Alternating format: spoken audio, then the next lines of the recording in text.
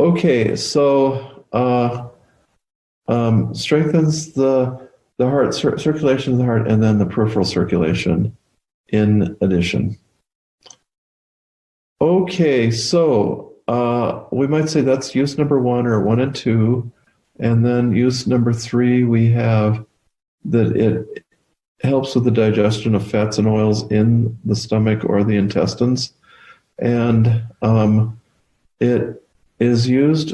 It's got to work on the stomach because I've seen people who they start feeling sick about 20, 40 minutes after eating, so it's still in the stomach a lot, and they feel full and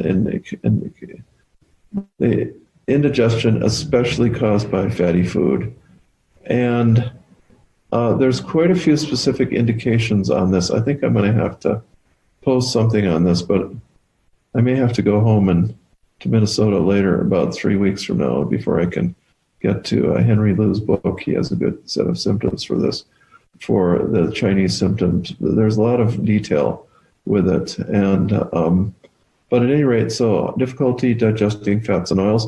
They call this, I think it's called food stagnation.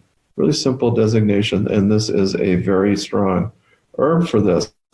And they can feel anxiety or just feel bad in some way. And Michael Tierra has written a blog, and he says how, Western herbalists are missing a lot by not knowing about or using hawthorn as a digestive remedy. And this is an odd case where Chinese medicine has picked up the Western use and is using it also as a heart remedy, and also as a digestive remedy. So it helps with the digestion of fats and oils, and that means probably that it's going to help. You can't digest fats and oils it must act some on the stomach, but on the duodenum then, and then you need bile to digest fats and oils. So I don't know if it increases bile. I don't think there's any evidence of that, but it does help with the digestion of fats and oils and the utilization of the bile. It may actually be changing things in the stomach. There's the pharmacology. This isn't related to the rutin at all. And so it may possibly it acts on the liver and the gallbladder. And I do believe myself that it does, because it definitely acts on the oil of the skin. So the oil of the skin, sebaceous gland sebum, is shipped from the liver. I mean, it's made from cholesterol, shipped from the liver. And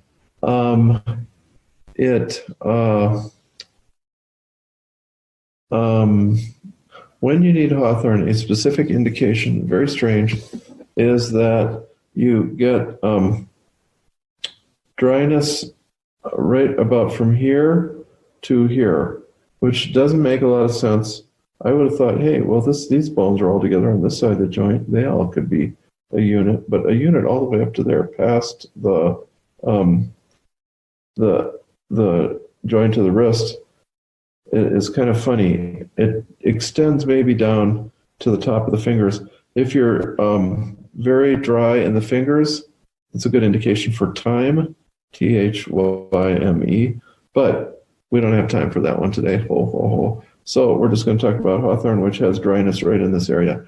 And this is very reliable. I noticed this myself, aging, I hate to admit it, but so I just was getting less oil in there. So that means I have started using hawthorn some myself in the last month.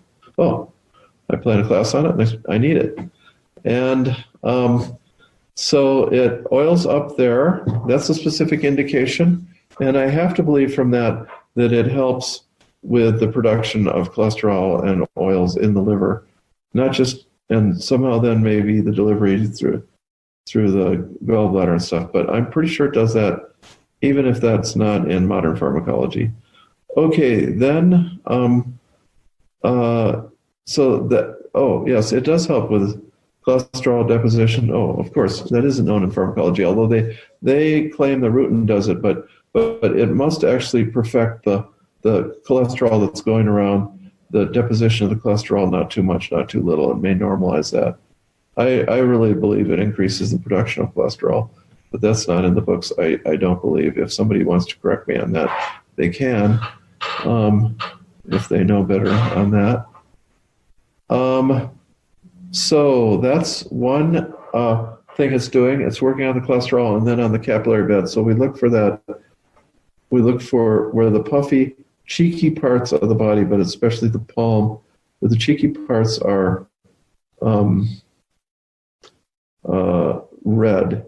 Now, this part is more pale. If it's yellowish with red in here, that indicates wild cherry bark. These are just things I've discovered over the years.